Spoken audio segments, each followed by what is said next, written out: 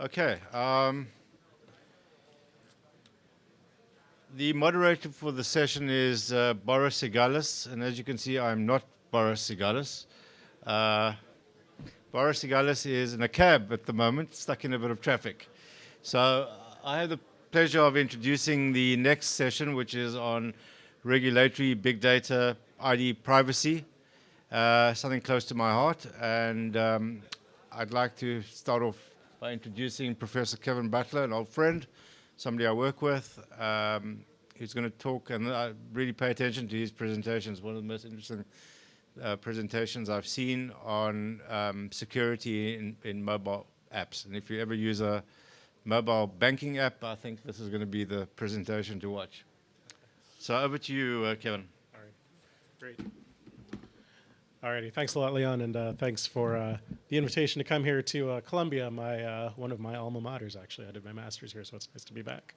I want to talk today about security and privacy challenges, particularly in the area of smartphone apps for mobile money. And I'll talk about the mobile money app landscape in general, but that's going to be the focus. So, as we've heard throughout the day, mobile money is revolutionary. We've all seen the transformative effects it can have, especially in the developing world, bringing basic banking services to the unbanked, and the large adoption of mobile money technologies and the deployments, which number over 270 companies, according to the GSMA tracker, in over 80 countries.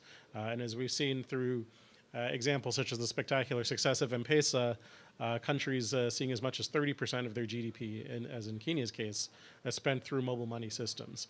Additionally, and I thought this was particularly interesting, was the talk from GSMA earlier this morning pointing out that it's only a matter of time, just a few short years, until we're going to see smartphones being as widely used as feature phones are in the ecosystems where these DFS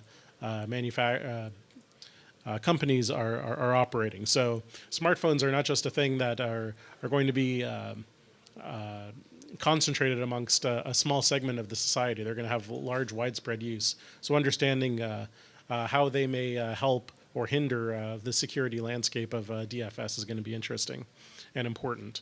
So when we look at the general landscape of DFS, we see that right now there's a large number of feature phone and 2G cellular networks that are in use, with some adoption of smartphones. The thing about feature phones and about the traditional cellular infrastructure is that it's got significant security problems, and these have been known for many years. Many of these problems include things like eavesdropping, weak cryptography, the fact that the GSM algorithms have been broken repeatedly.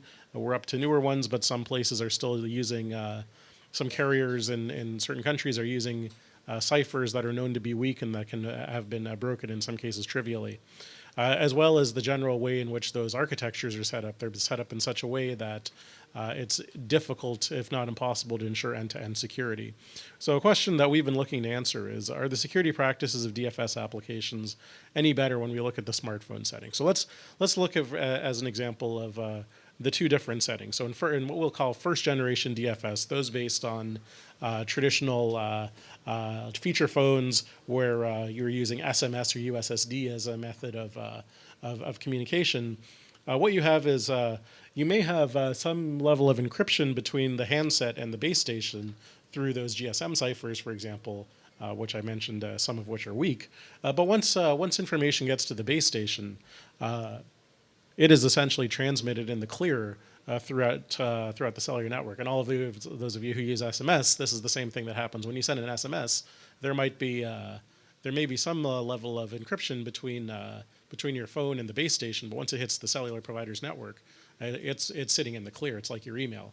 It goes maybe encrypted over SMTP, but once it hits the network, it's out there for anybody who's inside the network to be able to see, including administrators, et cetera. So the possibility of insider threat is very large. And most importantly, what we don't have here is a notion of end-to-end security. And as I mentioned, attacks against even the even the link between the handset and the base station isn't necessarily secure, both because of weak ciphers and because of things like stingray attacks. So being able to act as an imposter and put something that looks like a base station up that you're actually transmitting a high power signal that everybody else's cell phone is looking at, thinks it's the base station, and sending its information to that. And if you can decode that and send it along its way, then you can be interposing on traffic and learning what people are doing with their cellular networks. And this is technology that's being used by law enforcement, amongst others, right now. So that's a problem. So even saying that there's security at that link is a hard claim to make. So let's look by comparison at smartphone apps. These are very different. So next generation apps based on more powerful smartphones. And that's not to say, by the way, that it's impossible to do security in the previous model. It's just considerably more difficult. But that's an area that our group is actually doing some active research on at the University of Florida. Now, in these next generation apps, what we have is a fundamentally different way of being able to achieve security. What we have is an ability to actually perform end-to-end security in the same way that when you have an SSL transaction, for example, when you do banking over the web, you don't have to worry about any intermediate hops that your information is going through. So you don't have to care about what router is taking your information and what router that router is connected to, et cetera, et cetera. What you've got is an end-to-end transaction that is secure between your endpoint, be it your mobile device or your laptop or whatever you're communicating with, and the bank's web server. And that's because we have well-known standardized protocols such as SSL or TLS that do that. So in this case, the adversary that's sitting in the middle is no longer an issue like they were in first generation systems. So in many ways, with smartphone apps, because of the increased capability of these new mobile devices, we have the ability to have stronger security guarantees than we've had in the past. And as we've seen in this general onboarding of smartphones, even into developing world economies, means that this type of mechanism is going to be the case more and more. Okay. So all of that might be the case. So we decided it's worth looking at, what kind of security guarantees are actually being given. So here's an example of a handful of promotional literature from some of the mobile money vendor companies, and these are particularly insightful in terms of what they say about the guarantees that they provide. For example, some vendors promise supposed double lock security. Meaning you need both a number and a 4-digit PIN. That's a term that, as a security person, I don't really know what double lock security is. Similarly, anti-hacking codes. Anti-hacking codes, again, is a term that's essentially meaningless. It sounds cool, but it doesn't really mean anything. So this leads us to say that we don't really understand what the security posture is of these applications or of the ecosystem at large. So our first attempt at looking at the understanding the DFS mobile money ecosystem, and this is particularly with regards to smartphones, we started doing this in 2014. We looked at the time, there were 46 currently available applications. And we decided to examine application security of them, how they interacted with the servers on their side. So because your applications, your smartphone apps, are talking to a server as well. And so understanding what those server-side practices were, as well as the general policy environment. And we did a deep dive into some of the most popular applications. We started by using some tools that have been developed in the computer science community for doing automated analysis of these applications, and using these tools, running them over the gamut of apps that we had, those 46 apps that we'd gained access to that represented all of the smartphone mobile money apps. We found that almost 50% of those apps had critical vulnerabilities in terms of how they used TLS. And TLS is it's the means by which you get the lock icon in your screen when you're using your web browser. It's the means of securing transactions that run over TCP/IP, TLS and SSL. So if there are vulnerabilities in that, it means that the integrity of your entire communication is at risk, as is the secrecy of it. So 50% of apps. By comparison, In the original study that was done by the folks who created this tool, about 9% of all apps in the Android world had TLS vulnerabilities. So we actually see that there are many more vulnerabilities in mobile money apps than there were in the general application domain. We discovered that there were some shortcomings with doing automated analysis. So this led us to do a far more intensive manual teardown. And we selected some of apps. We selected 7 apps that were geographically distributed with differing user bases, but essentially comprising over 1 million users, looking specifically at registration and login routines, user authentication, and money transfer. So these are the apps that we looked at in our initial study. And like I said, some of the names are probably familiar to you, some of them might not be, but they're geographically distributed as well. The high-level bit from all of this is that 6 of these 7 apps had easily exploited critical vulnerabilities.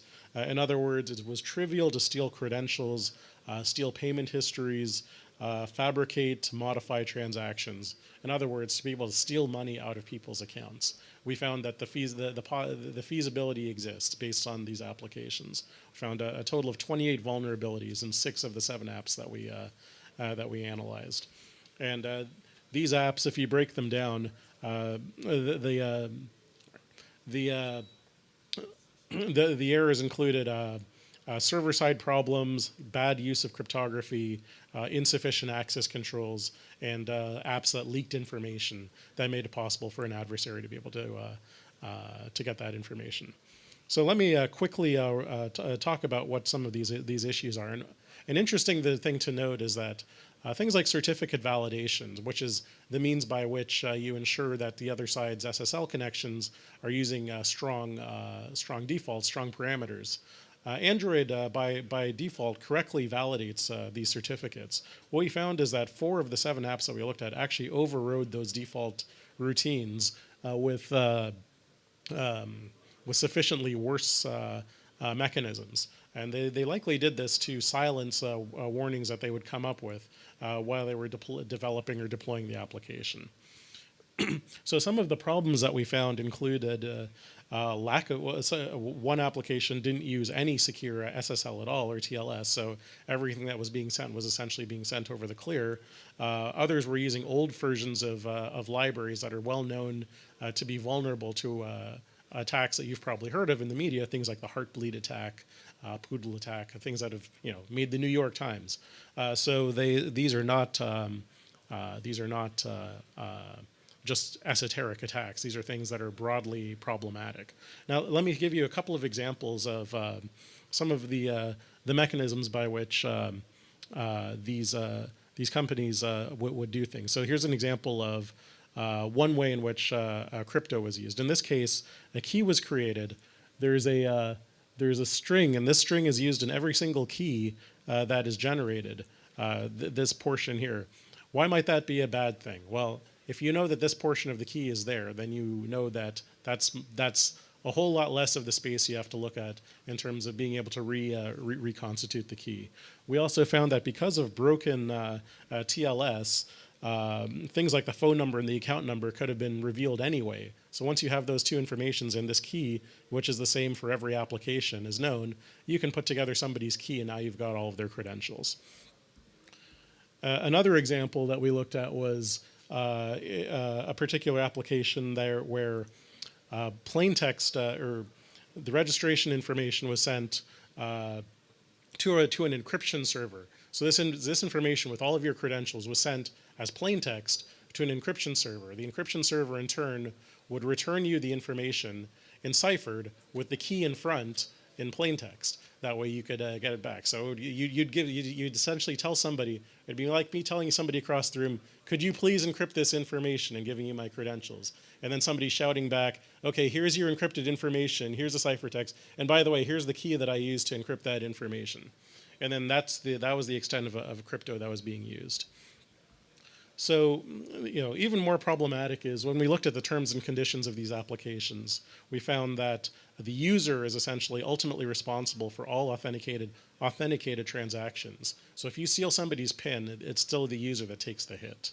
Our work was published last year in a paper that got some interest from the Wall Street Journal, The Guardian, and some others, including from ITU, which is how I met Dr. Perlman in the first place. We thought that we were making progress. We wanted to revisit whether, because of that, what we had found, folks were now making better security decisions. Because I'm running short of time, I'll get right to the takeaway. We're not getting better. We found, when it comes to the server side, three out of the 20 apps that had server vulnerabilities fixed those issues. The others remained vulnerable. When it came to the back-end security, still the same problems. We revisited 3 of the 6 applications. That big problem that I told you about how, shouting across the room in clear text, the company said that they would fix it. We looked at their code. Problem still exists. So what does this mean? It means that, I should also mention that even the pins that are used for second factor authentication, we've just done a study that's going to show up in actually on Monday in a conference in California. Even those are problematic. If you look at this space, I don't have time to describe this right now, but you can see this should be a uniform distribution. It's not. So people don't know how to generate random numbers.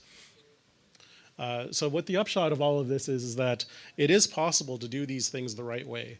We've seen evidence of that, but right now it's the Wild West, and we really need us as technologists alone. We can't do it ourselves. So we appeal to the community to find methods of essentially ensuring that that security of these apps is going to be there. We have a paper for more information, or I'm happy to talk to you in the time that I have. So thanks a lot.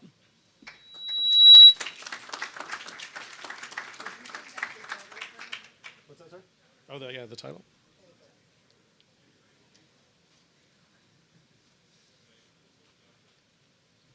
That's right. All right. We're particularly proud of that one. So.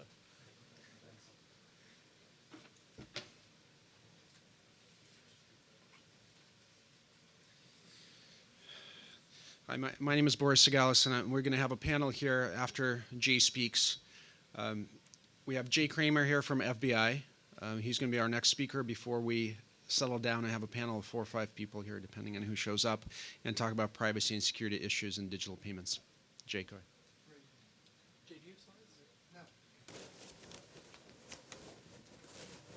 Do you want the lav, or you already logged up? He's on the lav.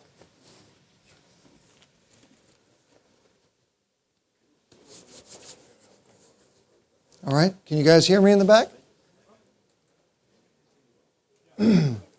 Okay, good, thank you. My name is Jay Kramer. I'm a supervisory special agent with the FBI's New York office. I'm assigned to our cyber branch, which is just north of City Hall, about 5 miles due south of here.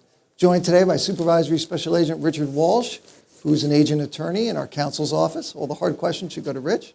And retired supervisory special agent Conrad Motika, who works at this fine institution. Is that a secret? The secret is out. Okay. I want to thank Dr. Perlman for giving me the opportunity to speak to you for a few minutes. He gave me 15 minutes. He said, Jay, can we discuss the issues of privacy and security from the government's perspective, from the FBI's perspective particularly? And that's a daunting challenge as I thought about it over the last couple of days, because there's so many issues, so much to talk about in just 15 minutes. So you heard on the last panel, there was an effort, very well done, to explain 15 years of fintech in 15 minutes. So we like a challenge at the FBI. I'm going to endeavor to explain the 108-year history of the FBI, how we've responded to the balance between privacy and security in the face of changing law and technology, and now how we're dealing with encryption in 15 minutes. So this is going to be on the test, so pay attention. All right.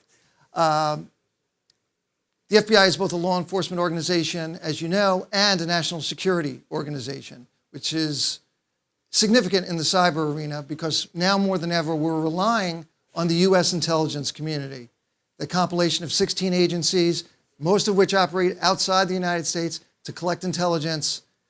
The FBI shares in that intelligence, distills it, distributes it to our private sector partners, to our other federal, state, local agencies. Very important. Over our history, let's go back to the beginning. In deciding what to spend this time talking about, I thought it'd be helpful for you to understand a little bit more about the mission and how we've evolved. So after all, this is your government, your FBI. We work for you, the taxpayers of the United States, assuming you pay your taxes, right? 1908, the FBI is founded. At that time, it's a Bureau of Investigation, not even the FBI. And in short order, a very enterprising young man, 29 years old, J. Edgar Hoover, takes the reins. And that's in 1924. After having served for several years as Assistant Attorney General, a number of posts within government, takes the reins as the head of the agency at 29. He serves as the FBI director from 1924 to 1972.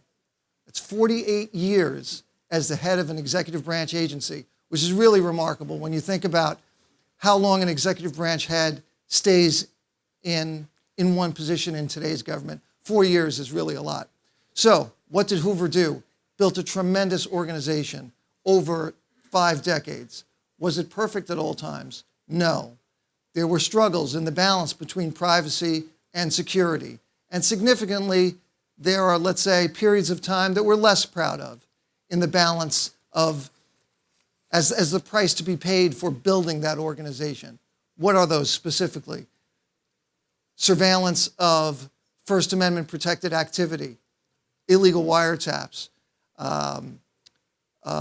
targeting of civil rights activists, anti-war protesters. There's an investigation some of you may be familiar with called COINTELPRO. That was the FBI's code name for a decades-long investigation, which was really a repository for investigative activity that occurred into anything Hoover wanted, right? So, changes in the law evolve, particularly in the 1960s. A couple things are important in the context of what we're talking about today. 1968, the Omnibus Crime and Control Act, more commonly known as Title III. Right? You familiar with Title III? The means through which federal officers apply for wiretaps. Go to a neutral, detached judge, explain the probable cause, why someone's using a facility in furtherance of a violation of federal law, a threat to national security, perhaps, and get authorization to begin listening, to begin monitoring, 1968.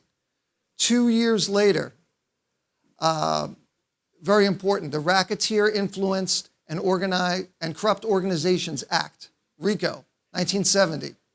Another powerful tool in the FBI's tool bag, allows us to focus on the burgeoning organized crime problem in the United States. Combined RICO and wiretap authority from Title III, very powerful tools that we used for decades. Now, Hoover's still alive towards the end of his tenure, the late 1960s. Vietnam War is raging on, anti-war protests, civil rights movement, all kinds of things are going on. Hoover dies in 1972. What happens after that that's significant for us today? Almost immediately after he dies, Congress acts. I think they were afraid to act before Hoover died, frankly. So, passage of federal law to say the FBI director's tenure is only going to be 10 years. No more 48-year director, 10 years. 1973, the year after he dies, the Privacy Act, which prescribes how the FBI, how the US government, in fact, can collect, share, disseminate data that we collect for a certain purpose. Very clear rules that have both civil and criminal penalties. Not surprising, right? 1973, that occurs. 5 years later, 1978, who knows what FISA is? FISA, see some hands. Foreign Intelligence Surveillance Act. Okay, prescribes how the government uses secret proceedings, classified proceedings, to investigate national security matters. Wiretaps, search warrants, all in secret, never to see a courtroom, never to see the light of day. 1978. Okay. All the while, through the 70s and 80s, the John Gotti era, organized crime, mounting organized criminal enterprises. What do we fall back on? RICO, Title III authority, make tremendous strides on those efforts through the 70s and 80s into the 90s. Then what occurs? 1993, the first World Trade Center bombing, right? Okay, bad day for the country. The bombing of the USS Cole, 2000. Heightens our concern about national security and terrorism. The events of 2001, September 11th. we need to respond as an organization, and we do. Fold intelligence and information sharing more fully into our operations, to share between our law enforcement groups and our national security groups, share more robustly with the intelligence community, our other federal, state, local partners, the international community. We do that. So for 10 years, now we're struggling with that balance. And all the co-equal parts of government have to consider where is that balance between security and privacy from 2001 all the way up to 2011? What happens? Our then General Counsel, Valerie Caproni, now the Honorable Valerie Caproni in the Southern District of New York. Valerie was the General Counsel of the FBI, the lead attorney for the FBI. She appears in front of the House Judiciary Committee in a hearing entitled Going Dark, Lawful Electronic Surveillance in the Face of New Technologies.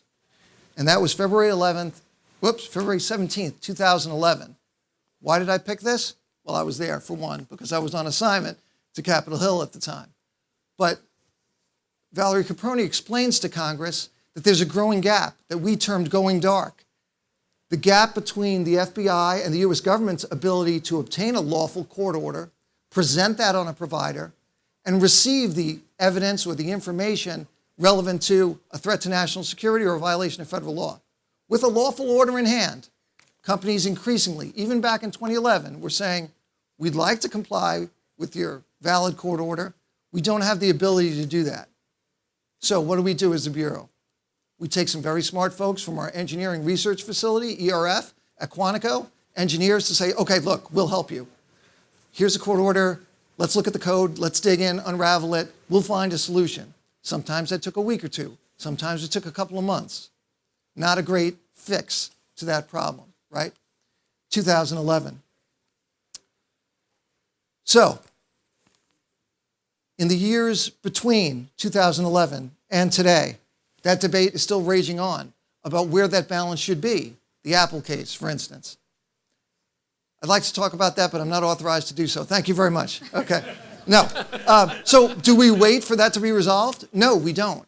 And this is the significant point. When I joined the FBI in 1996, it was one computer for every 4 people. Agents would have to wait in line to type up reports. Rich knows that. Comrades knows that. And we've evolved. And from a brand new agent's perspective in the mid-90s, getting access to content was the holy grail. We were oriented towards conducting investigations to find the weak link in a criminal organization, to find the information to support the probable cause affidavit, to go to a judge, to get the content, the private communications between parties. Why? Because it was the most compelling evidence you could think of in a courtroom, to hear the criminal defendant talking to his or her co-conspirators about the crimes for which they were charged. Almost assured a conviction. So, as we evolved over the last 20 years, agents from the very beginning are thinking about, how do I get access to the content and communications? How does that square with Apple, with AES 128 encryption? That challenges us as an organization. So what are we going to do? Are we going to wait for the debate to be resolved? No. We're going to have to rely on other methods, human sources, folks that are going to sit next to the person from within the criminal organization and give us that private key, right? Those are the kind of things that we're thinking about now at the FBI. I'd be remiss if I didn't mention one interesting point about that encryption. AES 128 became the government standard in 2002, right? Recently at an event at West Point, Dr. Natalie Venata is a mathematician, PhD mathematician, was speaking about encryption and how it's all about the math, right? It's a very complicated math problem, and the answer is the key, is the private key. You work from the key and spin up the problem. To effectively find the key, when you don't have the key, the bad actor has the key. I'm going to try to get this right. Dr. Venata cited some statistics. She did the math. She's the math person.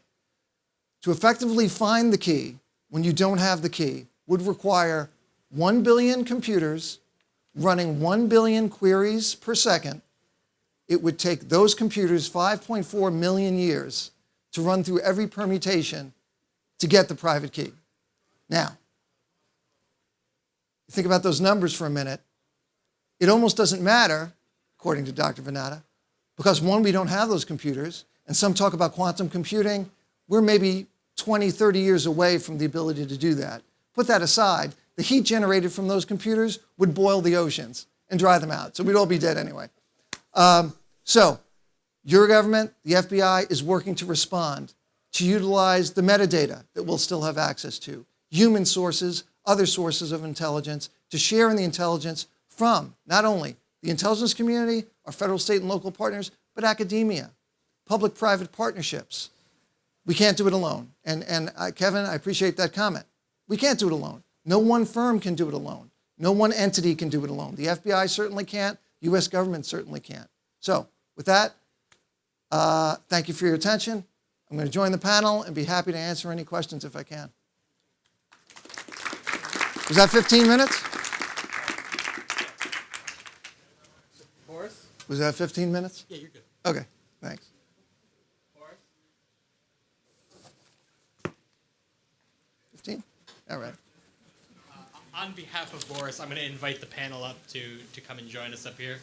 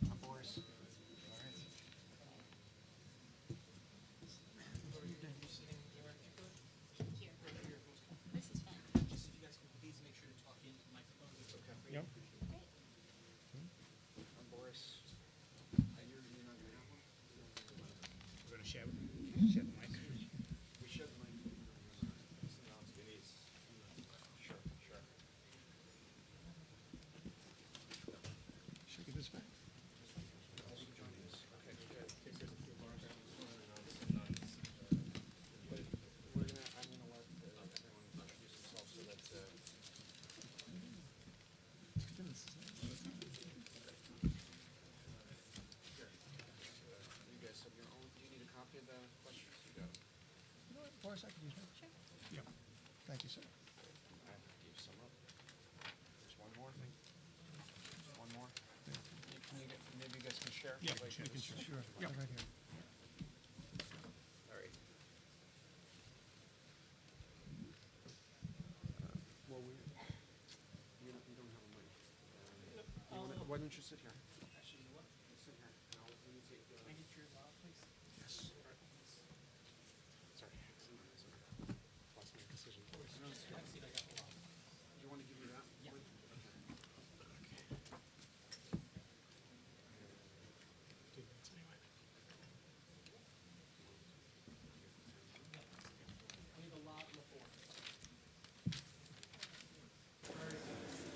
I don't think it's working.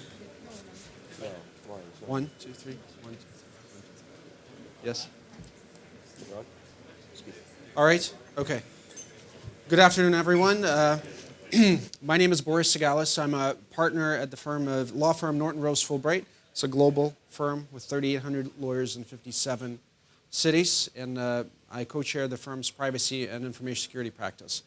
We have a panel today that's focused on privacy and security issues in digital payments and identity issues in digital payments. And my job is to make the panelists sufficiently uncomfortable to keep you entertained, which I promise I will do. So as first, and we have one panelist who's on the way here, just to let you know. And we encourage you to ask questions along the way. All right. So let me start by this. So when we talk about privacy, security, identity, cybersecurity, we covered a lot of topics, and there are different angles to approach these topics. So I'll ask each one of our panelists to introduce yourself. I'll give you like a minute each. Introduce yourself and give us your elevator speech on privacy and security, your angle in digital payments. Kevin, I'll go first. Hi, I'm Kevin Butler. As was mentioned, you just heard from me, so you know my take. We're all doomed. No, I kid.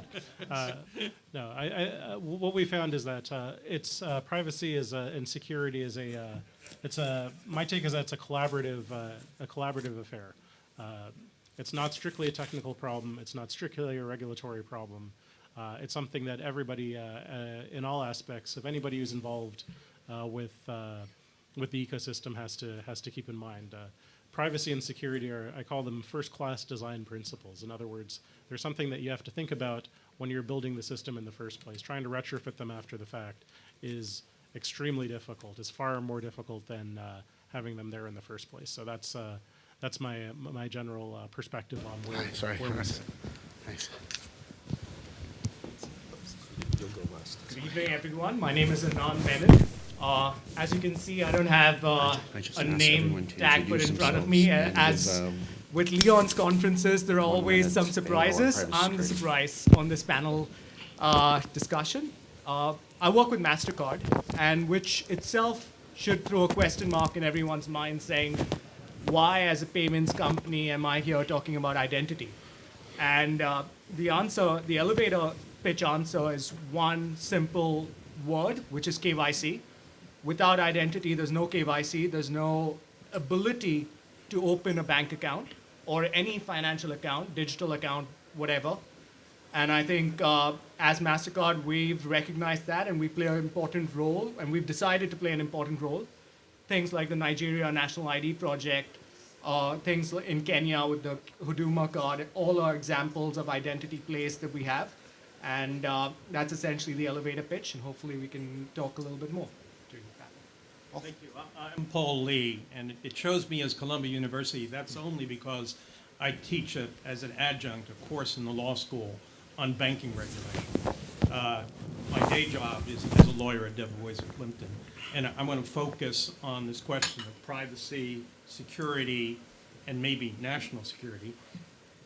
One of the I've been struck today by how extraordinary these panels have been, how interesting, how fascinating the technological developments have been. And the thing that struck me is how much adaptation and change is necessary in our regulatory system, in the United States in particular. I can't speak to KYC overseas.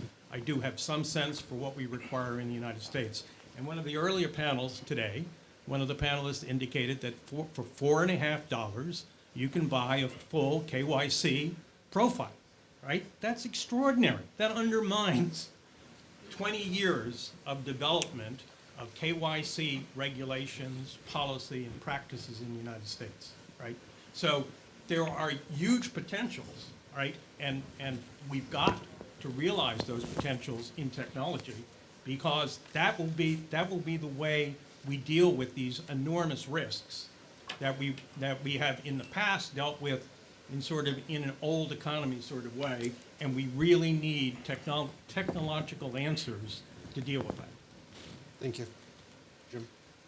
Hello again, Jay Kramer. Jay. So in 1993, then Director Louis Freeh instituted in the FBI a set of core values that became ingrained in every agent, analyst, and support staff employee from the very first minute of hire. And there were 6 of them, and the 2 that stand out that I think are worthy of mentioning in this space are rigorous obedience to the Constitution and respect for privacy and civil liberties. And there's been a lot said in the media about privacy and government efforts to safeguard national security.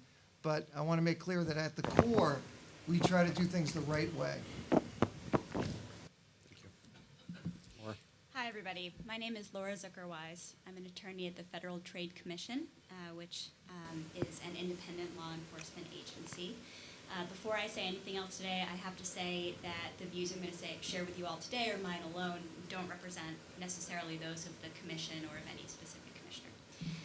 Darn it, I forgot to make that disclaimer. I Too don't late. speak for DOJ or the FBI. That should be Kramer speaking. So the FTC's mission, very relevant here, is to protect consumers and promote competition without unduly burdening legitimate business activity. And one of the top FTC priorities over the last 20 years or so has been to address consumer protection issues that are raised by new technologies, which of course includes mobile technologies and services. Now, mobile technologies raise unique privacy and data security concerns, which I'm going to get into a little bit later today, but especially due to the high number of companies and all the different entities that are involved in the mobile space. And also just the huge amount of information that's being collected all of the time. So that makes this area a little bit unique. Sure. Okay. Now, the FTC has held workshops in this area, has published reports, and has commenced a good number of law enforcement actions here, again, which I'll discuss a little bit later, always attempting to balance the goals of fostering innovation on the one hand against our mandate of protecting consumers' privacy and ensuring data security. Thank you. All right. So well, you know what? Introduce yourself, but no elevator speech. Okay, I'm Vinny Lingham. I'm co-founder and CEO of a startup in Palo Alto called Civic. Because you'll get a chance for your elevator speech in a second. So one of the things that we talked about sort of as we were getting ready for this panel is this idea of privacy versus anonymity. Privacy being, not having your information used, disclosed for other purposes, or having it used in contextual aspect versus anonymity, nobody knowing what you're doing. Now, I think that Vinny, you put forward that idea. You talked a lot about it. So before, and I want you to talk about this first, and then Laura to pitch in as well. But let me make it a little more difficult for you. So I think it's a good soundbite to talk about privacy versus anonymity.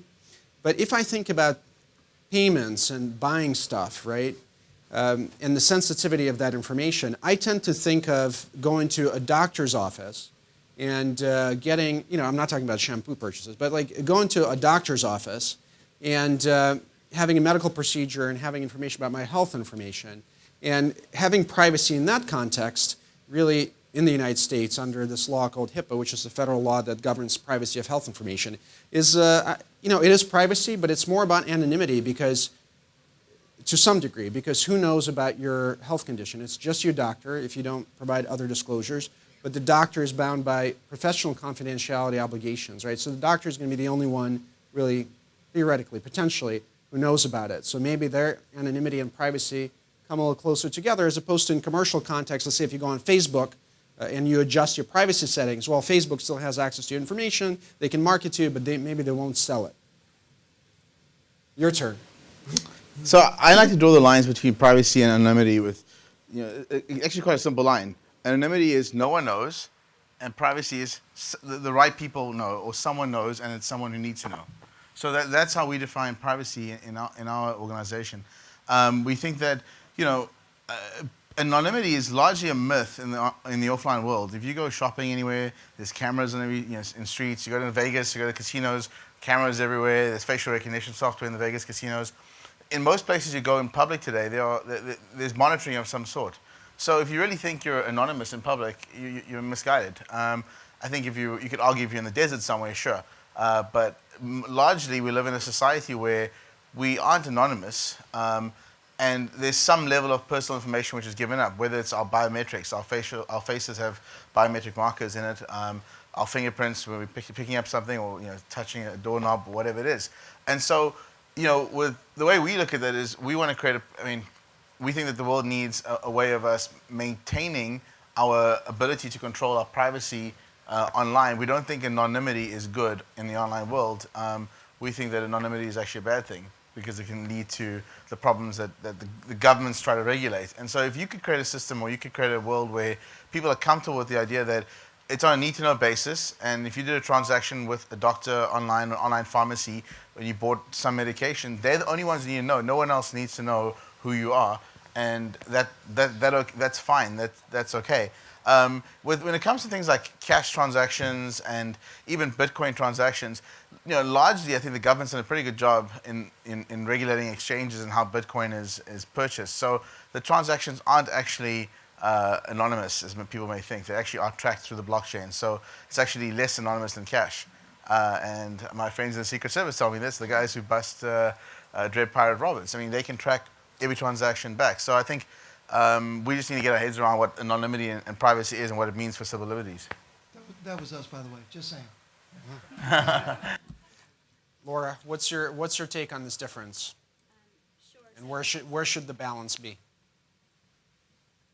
It's on. Okay. In the commercial context, in any event, I tend to think of privacy as being really focused on the ability to control your own information. So much of that has to do with what disclosures are made to you. What are you told about what's going to happen to your information? What are you told about who your information is going to be shared with? And then are those representations accurate?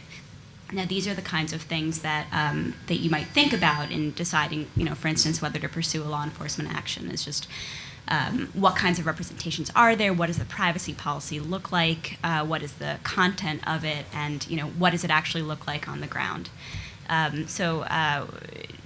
don't know if that exactly speaks to kind of the relationship between privacy and anonymity, but it certainly. We know that consumers are very deeply concerned with their own privacy, and a savvy business will certainly be aware of that and will work to preserve it. So in a way, you're suggesting that it's a question of transparency, perhaps, and it's for the consumer to decide whether there's anonymity or privacy, and to sort of understand to what extent they have privacy or anonymity, or whether it's one thing in a particular service. I think that's certainly right. If a company is representing that they're going to be able to maintain a level of anonymity for a consumer, query whether that's possible in today's world, as you suggest. But if they're representing that, then you would certainly look to see if those representations are accurate. So it's more about what information is given to the consumer, and if the consumer then chooses to provide the information as a result of what they think is going to happen with their information. Paul, can I add another perspective, and it may be a narrow perspective, but I think it's a very important perspective. How many in the room know what an SAR is? Okay, fair number. A suspicious activity report.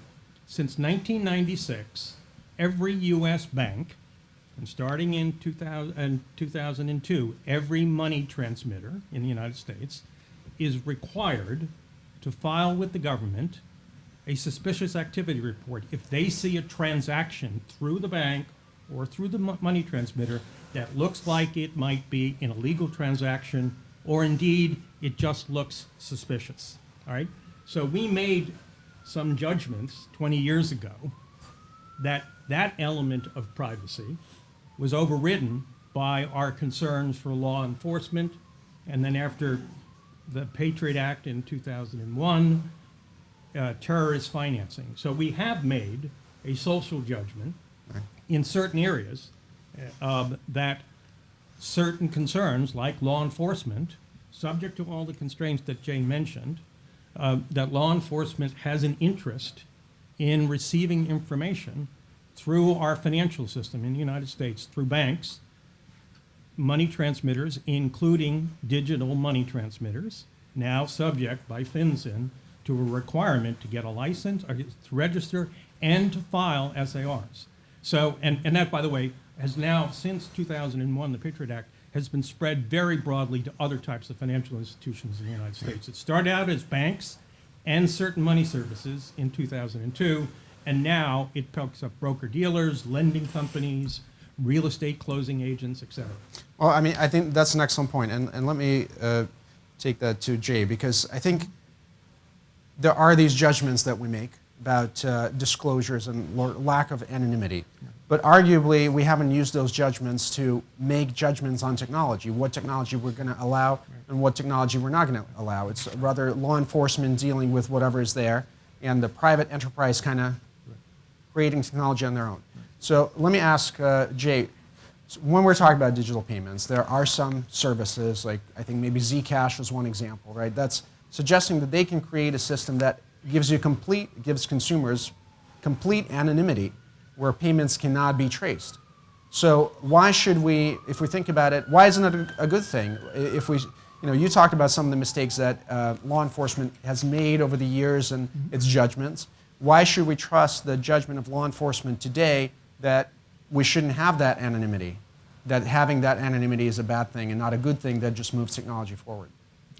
Well, we're right in the middle of that debate, and we see, we're tracking the discussions surrounding that debate, including there are a number of proposals to have private keys divided and shared among a coalition of 9 different entities around, from the developed world on important, or let me back up a moment. So our director, Jim Comey, has been a very vocal advocate that the FBI should have access under certain circumstances upon a proper showing to data. And the opposition, in effect, is saying it's not about privacy versus security. It's about security versus security. It's about the security of U.S. data, because that same encryption, as powerful as it is, protects government secrets, U.S. intellectual property, all the things that we hold dear. It's just as strong for our data. And if we have to allow government, and the FBI in particular, access to that data, in effect, we have to weaken the encryption. And we have to allow the means to have a provider provide that data, which is very, very difficult. So I don't have a particular answer to that balance, other than at the highest levels of government and through the participation of the citizenry, we're going to find that balance. And we'll comply with whatever law, executive order that comes along. I just wanted to mention that, interestingly, we in our group are investigating darknet markets, those that operate on Tor, Alpha Bay, all of the significant, the followers, the successors to the Silk Road 2.0 markets that we took down. There are a number of darknet markets that sell primarily drugs. They like to sell their heroin and their marijuana and their dissociatives and all kinds of drugs. But interestingly, that community, the drug community on darknet markets, is concerned themselves about the growing fraud community on those same markets. They don't like the fact that the fraud community are selling bogus passports and very good fake driver's licenses. They want to sell their drugs, sure, but they're concerned about the anonymity of their colleagues. And we're looking to capitalize on that within the FBI by creating a reporting portal on Tor. Because from what I've been made to understand, there's nothing they like more than reporting on each other. So these are interesting times. That's fascinating. Anyone else wants to comment? I mean, I think perspective is of a different kind is also needed, right? Because when you have identity, you have issues around anonymity, security, all these issues that you have to concern yourself about. But we also realize that about 2 billion people around the world have no identity in the first place.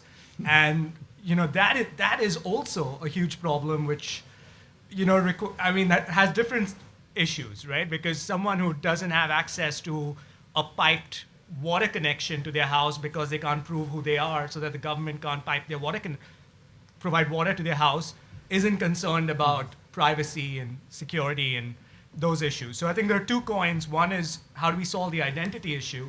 And that said, those people have the right to privacy. Those people and that's the collective responsibility of governments and corporations who are trying to solve for the identity issue to resolve for that element as well. So. Anand, you weren't part of the prep session, but you hit exactly on one of the topics that we were going to cover.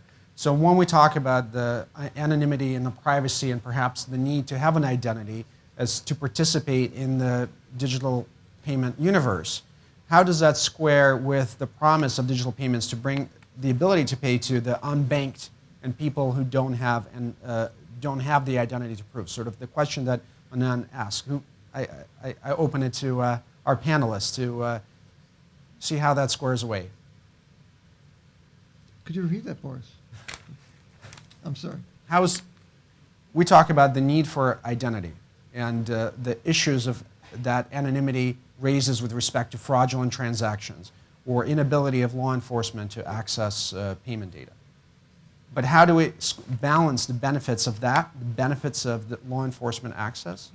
It's almost like privacy versus security versus economy, versus the promise that the universe brings to the unbanked and people who don't have identity to participate in that economy and to better their lives through that. So we have people with no identity versus the people who benefit from additional law enforcement access. How do we balance that? Where's the balance? Maybe Paul, you want to go first? Yeah, because at the end of the day, I hope that there won't be a need to balance. Because today, a indigent person in many parts of the world will not be able to do transfers, money transfers, for example, to the United States. Let's deal with the incoming transfers. Because even though there may be a money transmitter in his or her country, to get it into the United States, they're going to need to have a partner, a U.S. bank. And many U.S. banks, for the last several years, have been what we, as you may have heard, de-risking, which means they are cutting off countries in some cases and types of entities, including money transmitters, because they think the risk is too great that they don't know the identity of the ultimate sender. The digital solutions in some countries may finally solve that problem. So actually, technology, as I said in my first comment, may be the savior, or at least a significant mitigant to the problems we have today in transmitting funds across borders. So there'll be still some social decisions and some balancing decisions we'll have to make, right? So is your view that there should be a compromise on the law enforcement side so that others can be able to, go ahead. Well, what I'm saying is not necessarily a compromise, right?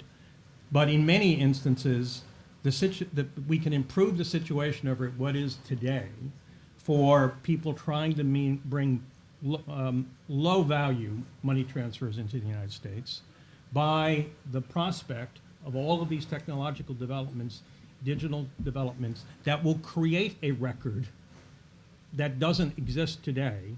And so the old-style money transmission processes, which are now breaking down in the United States because the U.S. banks feel there's too much regulatory risk for them in dealing with a money transmitter from those foreign countries. So what I'm saying is, yes, you could, one way to do that would be to say, okay, we'll lessen the condition, we'll lessen our requirements for KYC on that old-style money transmitter in, choose a country, right? A country in Africa. That would be one approach, but I'm suggesting perhaps we can avoid that. We avoid that by a technological solution that will actually provide a better answer in terms of identity than we can get under traditional systems. Let me add to that, and I better double down on that disclaimer. These views do not represent the views of the Department of Justice or the FBI. Okay, so I think we're in such a transitory period right now, it's very difficult to forecast even 5 years down the road. But from what I've seen in the FBI, particularly in the cyber division, on the national security side and on the criminal side, they're stealing our lunch. They're stealing everything. And the ability to protect our data is going to become more and more critical as those countries that don't have the military prowess, budget, personnel, training, university system that we have, to be on par with the United States on a global stage, can easily, with a room of less than the people in this room and a few dozen servers, launch significant attacks to get the attention of the global community. So with that said, I think that it's going to take a period of time for the public, whose voice really, in our republic, needs to be heard about where they want that balance to be struck. And right now, with the Internet of Things, your Nest thermostat and your smart TV and your refrigerator that tells you when you're low on milk, everybody wants those devices, but they don't realize the risk that those introduce into their lives. So with some additional education, and I think it may have to get a little worse before it gets better, I think there's going to be a greater understanding of where that balance needs to be. And also that the community, through an educated citizenry, has to weigh in with their government, with the private sector, with academia, to come together to address the threats while at the same time securing our data. So I don't think it's there yet. It certainly is not there yet. But I'm encouraged by the fact that financial, and I won't mention any names, but financial sector, big players in the industry, significant players in academia who would not ordinarily engage with the FBI, maybe because of our history, people have long memories, are now willing to roll up their sleeves and in very small informal groups say, hey, you wear this, this is what we've done, and to share with each other, even at the risk of harming competitive advantage. I think that's getting better. So maybe I'm an optimist, but as that coalition of will solidifies in the United States, and as the public becomes more aware of the threats, there's going to be a greater demand or greater public dialogue instead of just shopping for price point. This one looks good. Yeah, this has the features I like, without any consideration of the technology and what that means, vis-a-vis encryption and vis-a-vis the government's ability to access data. It's just there isn't enough education out there yet for there to be an informed discussion about it. So we're in tough times, for sure. Anand, did you want to add something? Yeah, I actually just wanted to touch on Paul's point. I think it was a pretty important one where, there are differences in the standards, and the fact is there are no standards for identification, right? And that's where perhaps identification can take a leaf out of payments, because today when I swipe my card in Mexico versus China versus India or wherever, my experience is more or less the same, because the standards for payments are well established and I know exactly what rails that card will go by. Whereas a card issued in any one country is not really interoperable, so to speak, in another country. And that's where maybe there's some thought required about establishing some sort of framework by which you can have that information sharing, even if the cards don't work on the same rails, but at least at a bare minimum, there should be some set of standards around identification, which will allow then for more cross-border use of ID. And I just want to make one more point on that, which is saying it's not all completely bleak, because I do think that, if you look at countries around the world, the standards of ID has actually gone up.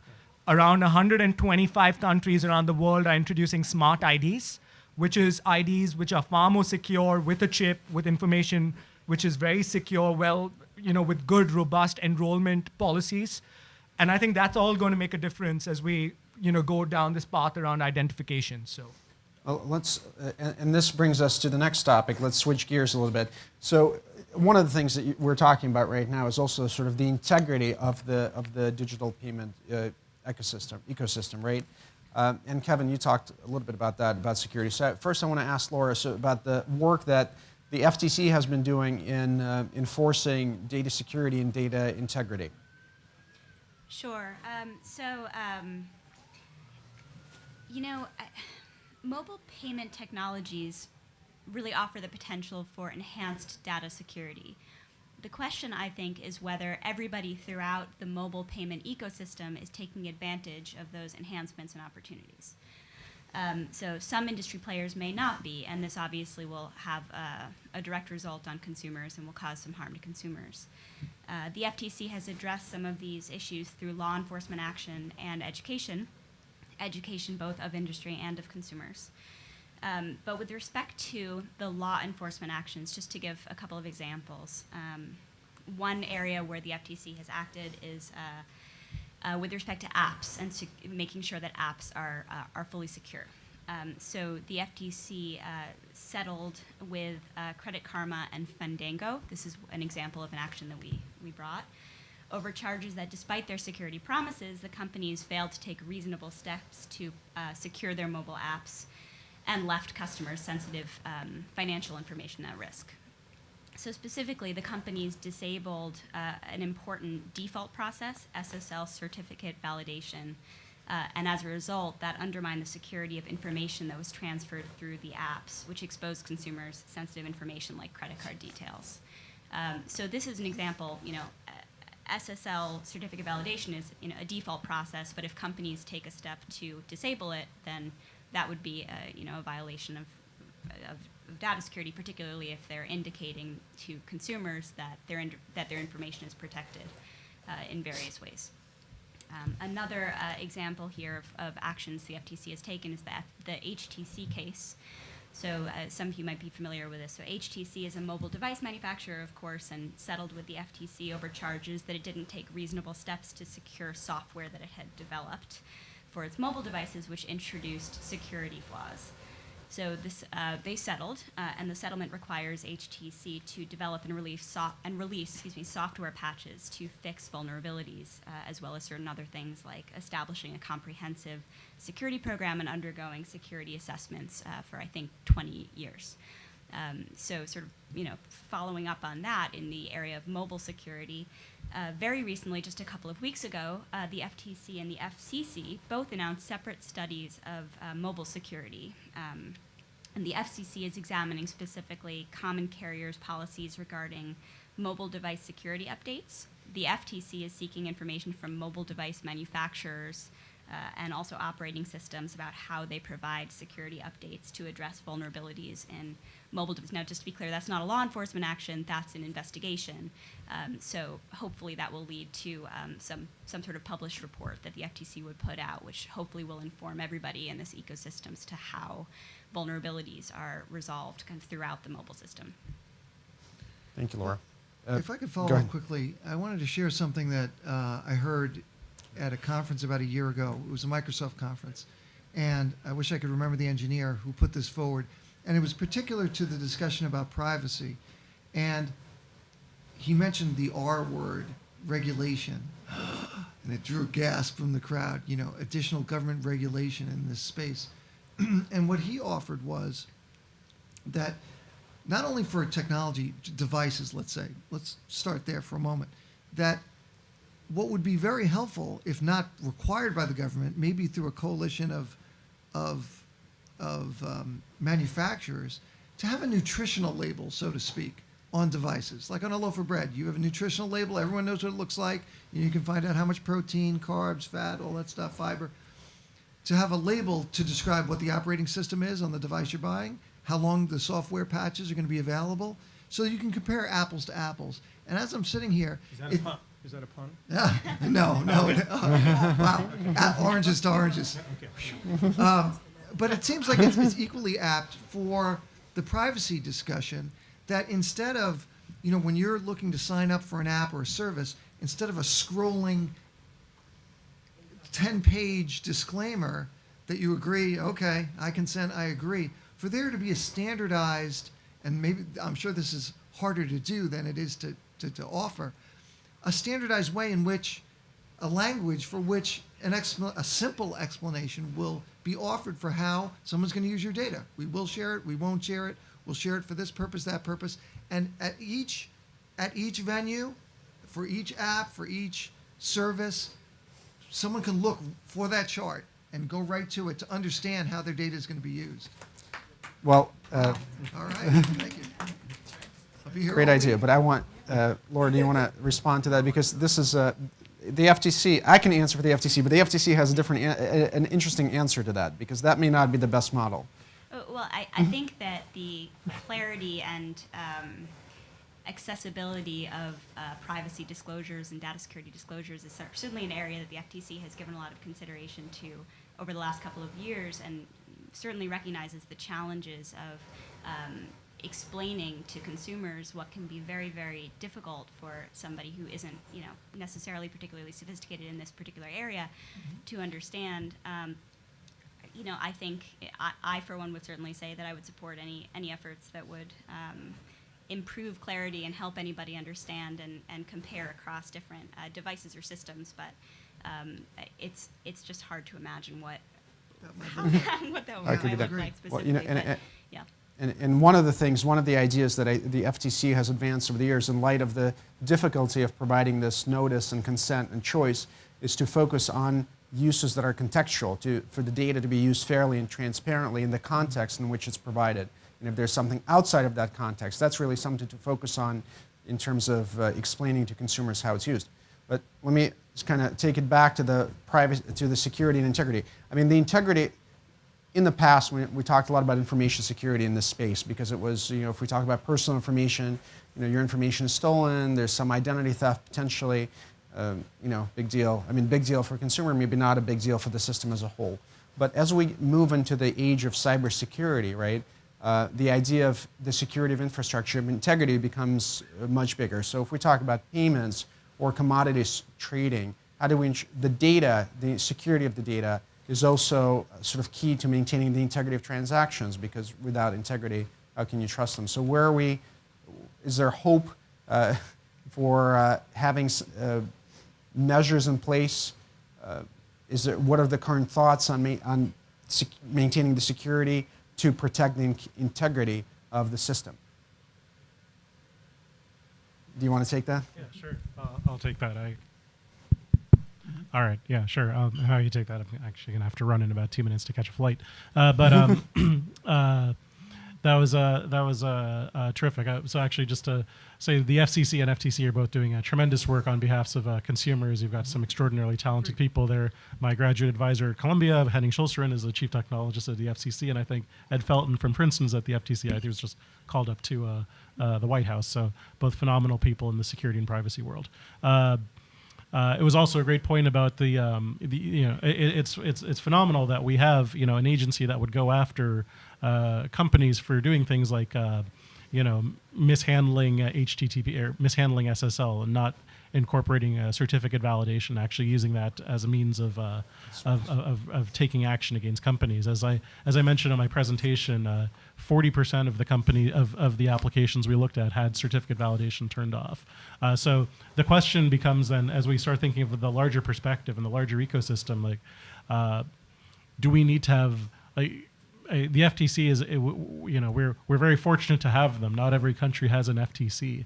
How do we enforce these on an international level, especially as we start seeing the DFS ecosystem go international across providers, across nations, or we're going to be in the situation where if one country is very lax in terms of a regulation and another country is not, then we're in an arbitrage situation that's not going to end up favorably. So integrity is really a systems property.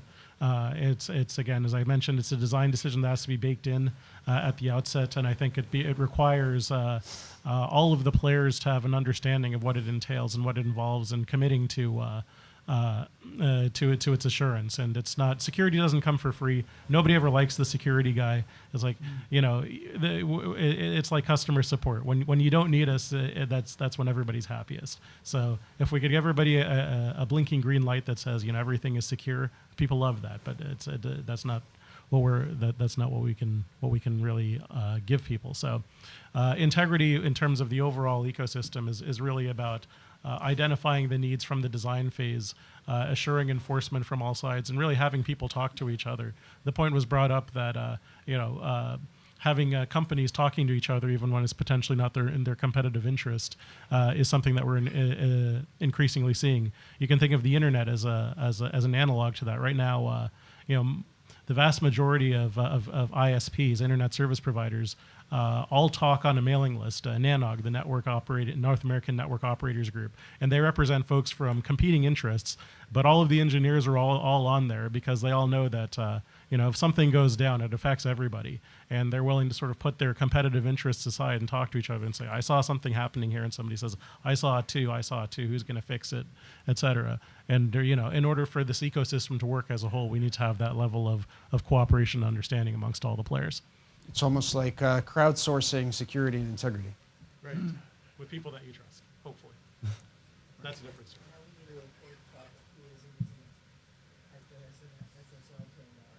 Yeah, well, I mean, that was part of what we did with the study is we said, will the name and shame approach work? Apparently it hasn't. So we clearly need something else.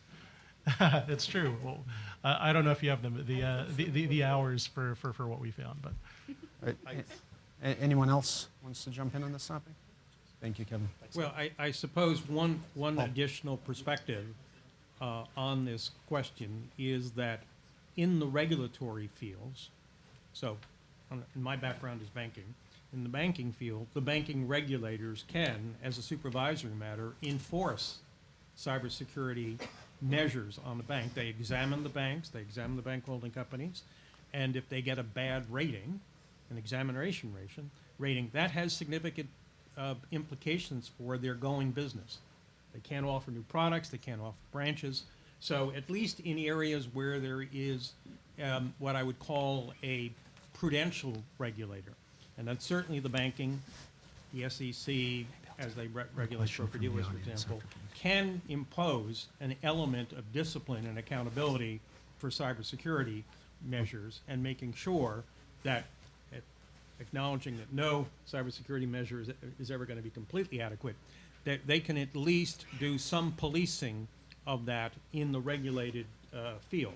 And so, for example, one of the things that digital firms in New York that are licensed by the Department of Financial Services in New York, they will be examined for safety and soundness purposes, consumer protection purposes, and cybersecurity purposes. So there is an element of regulation that exists already for highly regulated entities where cybersecurity will just be added to the list of issues that the regulators will be examining for. But Paul, does DFS give them a score? You know, kind of Yeah. in New York City, restaurants have the A, B, C, in a way that consumers could understand? Yeah, those scores are, yes, the bank regulators examine a bank and give what we call a camel rating. It is a confidential rating, all right? It's not made publicly available, right?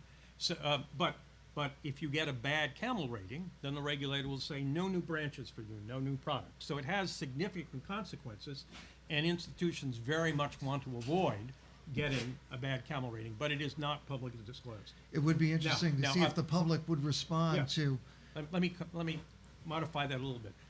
The camel rating is not disclosed. In some instances, the regulators will then take an enforcement action, a public enforcement action, saying we examined this bank and its cybersecurity measures are inadequate.